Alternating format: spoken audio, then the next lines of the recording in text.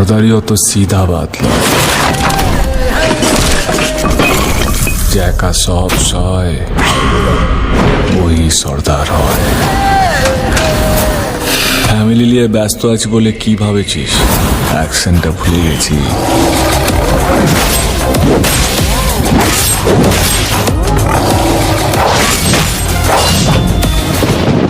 ওটা আমারই কাজ।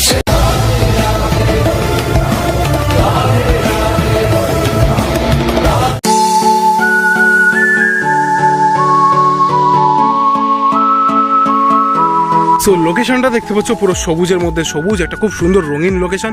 আর এদিক থেকে যাওয়া যায় হচ্ছে কাটোয়ার দিকে। তাই এই লোকেশনটার সাথে দেখতেই পাচ্ছ কি সুন্দর লাগছে না, নেচার বিউটি। তো এদিকটা দেখতে পাচ্ছ একটা ধান ক্ষেত, তো একদম সুন্দর মনোরম পরিবেশ।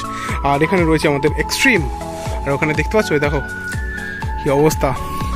এই গরমে জাস্ট লিটারলি নেওয়া যাচ্ছে না, বাট আমরা ট্রাই করছি ভিডিও শ্যুট করার। তো দেখো আমি তোমাদেরকে একটা কথা বলে দিই, একটা নেক্সট লেভেলের ভিডিও যেটা আমি এখন করতে চলেছি। তো সেরকম ভিডিও আমি আগে ট্রাই করিনি কখনো, সেটা আজকে করবো। আর আই থিঙ্ক তোমাদেরকে আমি থাম্বনেল আর ট্রেলারে দেখিয়েছি। প্লিজ যারা বড়রা রয়েছে কিছু মাইন্ড করো না, ভিডিও শ্যুটের জন্য এটা করেছি, এটাকে প্রমোট করছি না।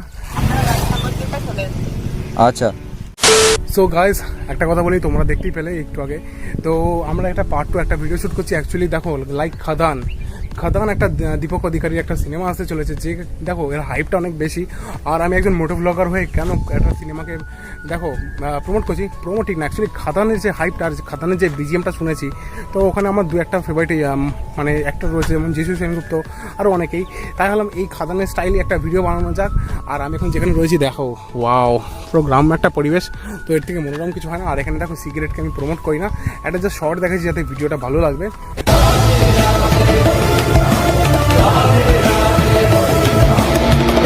তো এই শর্টটার জন্য কেমন লাগলো ডেফিনেটলি কমেন্ট করো। আর এরকম স্টান্ট কিন্তু কেউ করবে না, দেখেছো কি অবস্থা।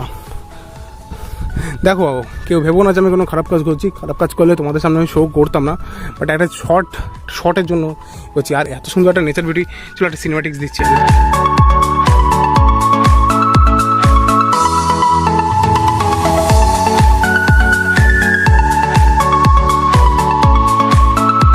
খাদানের যে ডায়লগটা, ফ্যামিলি নিয়ে ব্যস্ত আছি বলে কি ভাবছিস, অ্যাকশনটা ভুলে গেছি ওটা আমারই কাজ। তারপরে যে মিউজিকটা, ওটারই একটা মানে আমাকে একটা আলাদাই এনার্জি দিয়ে দিয়েছে। এর উপর তো ডেডিকেটেড একটা ভিডিও বানতে হয়। সর্দারিও তো সিধা বাতলা, জ্যাকা সব সয় ওই সর্দার হয়। ফ্যামিলি নিয়ে ব্যস্ত আছি বলে কি ভাবেছিস? অ্যাকশনটা ভুলে গেছি।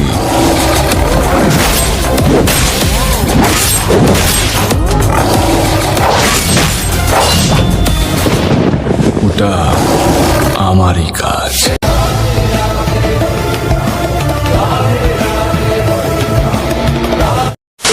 সন্দীপ যে বাইকটা নিয়েছিল, ওই বাইকটা কিন্তু গাইস আই থিঙ্ক আগস্ট মাসের 13 কি 14 তারিখের মধ্যে নিয়েছিল। দেখেছো আজকে একটু আগে শোরুম থেকে ফোন আসলো, ওর নাম্বার প্লেট আর অল ডকুমেন্টস হয়ে গেছে। বুঝতে পারছো কতটা আনন্দ হয় একটা বাইকারই বোঝে যে নাম্বার প্লেট ছাড়া গাড়ি চালানো। দেখো ইলিগাল ঠিক বলা যায় না, বাট নিয়মের বাইরে। তাও কী করবো, লোকালের মধ্যেই চলছে। দেখতে পাচ্ছ হেলমেট ক্যারি করি। তো যাই হোক আজকে ইচ্ছা আছে নাম্বার প্লেটটা লাগিয়ে নেবো। নাম্বার প্লেটটা হয়ে গেলে তারপরে মজা হবে।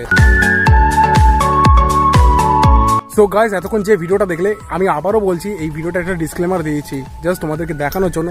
কারণ খাদান আসছে গাইজ, খাদানে এরকম একটা শর্ট আসছে লাস্টের যে সিনটা, কেউ ট্রাই করবে না, বাট দেখালাম। কারণ এখন মানুষ ভালো কিছু দেখতে তো পারে না, চেষ্টা করলাম একটা সিনেমেটিক শর্টের মধ্যে তোমরা একটু এনজয় করবে।